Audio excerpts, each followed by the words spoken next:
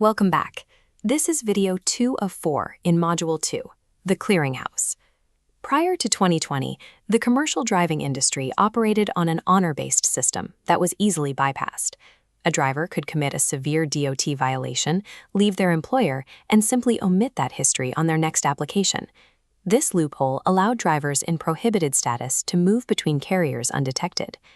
Congress acted to end this practice in July 2012 with the passage of MAP 21. This federal mandate specifically directed the FMCSA to establish a national drug and alcohol clearinghouse for all CDL holders. Building a federal database of this scale required years of coordination. The FMCSA requested public comment in 2014 to shape the system's administration, followed by the publication of the final rule in 2016, which gave the industry 3 years to prepare. The Clearinghouse officially launched on January 6, 2020. This began the era of mandatory reporting for violations and new hire queries, eventually reaching full mandatory compliance, including annual checks for all current employees, in January 2023. This decade-long effort reflects the complexity of the transition.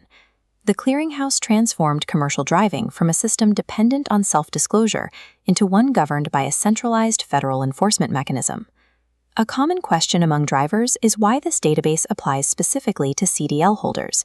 After all, aviation, rail, and transit workers are all subject to DOT drug and alcohol testing, yet they operate under different reporting systems. The first reason is simply the scale of the trucking industry. With 3.5 million active CDL holders, this sector is the largest segment of the DOT-regulated workforce and, historically, had the most documented gaps in self-reporting. The second factor is the nature of the vehicle. An 80,000-pound tractor-trailer has stopping distances and blind spots that make the consequences of impaired operation potentially catastrophic for everyone on the road. There is also the nature of the license itself. While issued by states, a CDL is a federal instrument anchored to federal safety standards. This makes it the logical place for the government to attach a permanent compliance record. Because the trucking industry presented the highest documented risk and already operated under a federal licensing framework, Congress applied this reporting solution here first. It is important to understand that the Clearinghouse is not a punitive system designed to end careers. It is an enforcement tool used to ensure that the safety standards mandated back in 1991 are followed, specifically the requirement that drivers complete the return to duty process before driving again. The system provides real-time transparency. Employers no longer have to wait for a previous carrier to respond to a paper inquiry. The database provides an immediate answer regarding a driver's status. This initial check is essentially a mandatory trigger. An employer must query your record before you perform any safety-sensitive duty, including your very first pre-trip inspection or your first day behind the wheel. For drivers without violations, the query is an invisible part of the hiring process. The system returns a clear result and the driver goes to work without delay. For those with unresolved violations, the record is inescapable. Any prospective employer who queries the system will see the nature of the violation and exactly where the driver stands in the resolution process. This digital footprint remains active regardless of your employment status.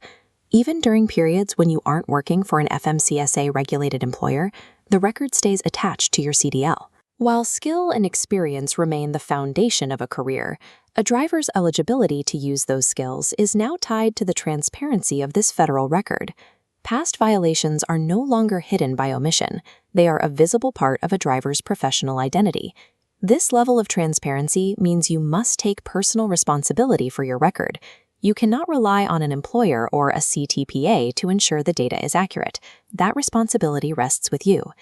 Like any massive database, the Clearinghouse is susceptible to administrative errors. A simple data entry mistake or an incorrectly entered CDL number can result in a violation being attributed to the wrong driver. There is also the risk of fraudulent or negligent entries. Malicious reports from former employers or mistakes made during the reporting process are documented occurrences that can have a direct impact on your file. The impact of an error is immediate. A false entry can trigger a prohibited status, leading to lost job offers and blocked income before you even realize there is a problem. When a database has the authority to change your employment status instantly, verifying your information is a necessary step in protecting your career. Your primary defense is to register for your own Clearinghouse account.